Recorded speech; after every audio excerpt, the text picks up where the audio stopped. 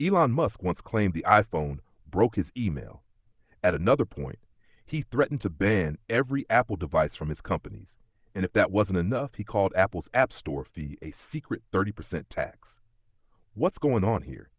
Why does one billionaire keep throwing shade at one of the world's most iconic products? Stick around, because the story is full of twists, contradictions, and a few surprises. Elon Musk is never short of hot takes. Whether he's tweeting memes at midnight or announcing sweeping changes to industries, he knows how to stir attention. But some of his most biting remarks haven't been about rockets or electric cars. They've been aimed squarely at Apple, and more specifically, the iPhone.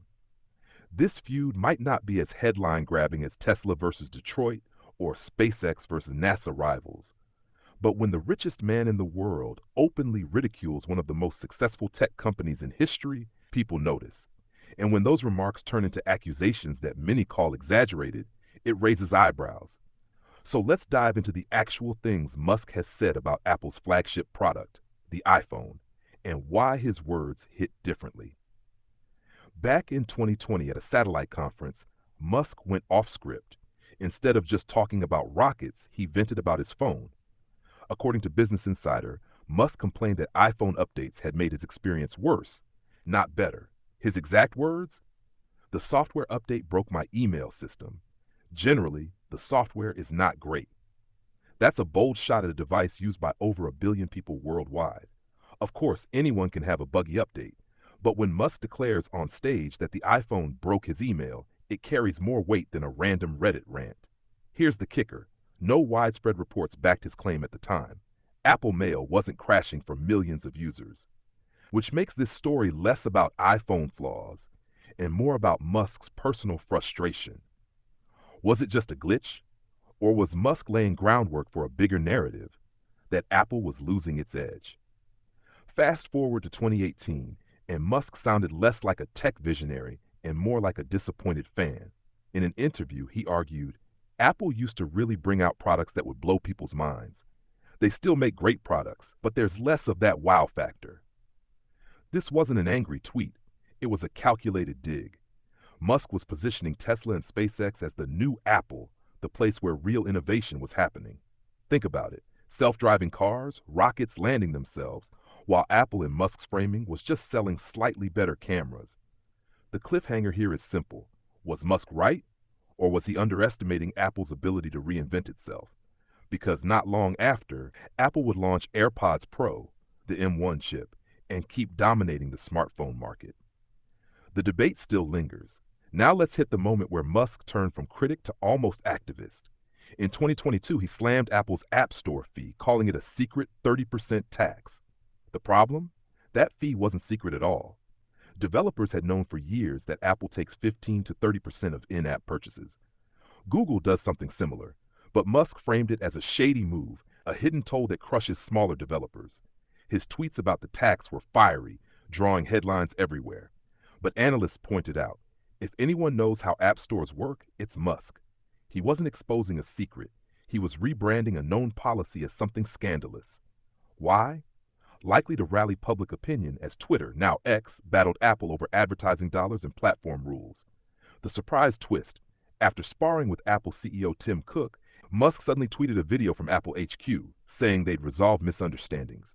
No tax reforms, no ban. Just Musk walking around Apple's campus. The feud fizzled, but the soundbite lived on. Now for the most dramatic turn. In June 2024, Apple announced its Apple Intelligence partnership with OpenAI, integrating ChatGPT into iPhones. Musk's response? Explosive. He posted, "If Apple integrates OpenAI at the OS level, then Apple devices will be banned at my companies. This is an unacceptable security violation." That's not just criticism. That's a threat to lock every employee and visitor out unless they ditch their iPhones. He even added that devices might need to be stored in Faraday cages, just in case. The audience reaction? Shock. Some laughed it off as classic Musk theater. Others wondered if he was serious. Legal experts called it unenforceable. And Apple? They didn't blink. iPhones kept shipping, customers kept buying, and Musk didn't follow through on his ban. The cliffhanger here is whether Musk truly believed Apple's integration with OpenAI was a danger, or whether it was another move to position his own AI company, xAI, as the safer alternative. Either way, the ban never happened. And the story doesn't end there. In August 2025, Musk's XAI actually filed a lawsuit against Apple, accusing them of manipulating App Store rankings to favor OpenAI's ChatGPT over his app, Grok. Musk's claim? That Apple was essentially shutting out competition, making it impossible for any AI company besides OpenAI to reach number one. This is still ongoing, so we don't know the outcome. But it shows the pattern. Musk repeatedly portrays Apple as a gatekeeper, locking others out while favoring its own partners. Whether courts agree or not, it keeps his feud with the iPhone alive. And for viewers, it raises the surprise question. Is this about protecting consumers or about protecting Musk's own business interests? Let's recap the highlights of Musk's war of words against the iPhone. He said iOS updates broke his email. He claimed Apple had lost its magic. He labeled the App Store fee a secret tax. He threatened to ban iPhones over AI integration. He's now suing Apple over alleged App Store bias. Some of these critiques echo what many users and developers feel, like frustration over App Store fees. Others feel more like personal jabs or exaggerated warnings. But they all show one thing. Musk doesn't hesitate to call out Apple, even when his evidence is thin. And in the battle of billionaires, his words carry impact. They stir headlines, fuel debates, and sometimes even shift market narratives. But at the end of the day, iPhones are still in billions of pockets, and Musk himself, still tweeting from one. So what do you think? Are Musk's criticisms of the iPhone spot on, or are they just billionaire drama for attention? Drop your thoughts in the comments, because this debate is far from over. If you want more deep dives into billionaire clashes and the stories behind the headlines, make sure you hit subscribe and join me again here on Billionaires Millionaire Drama.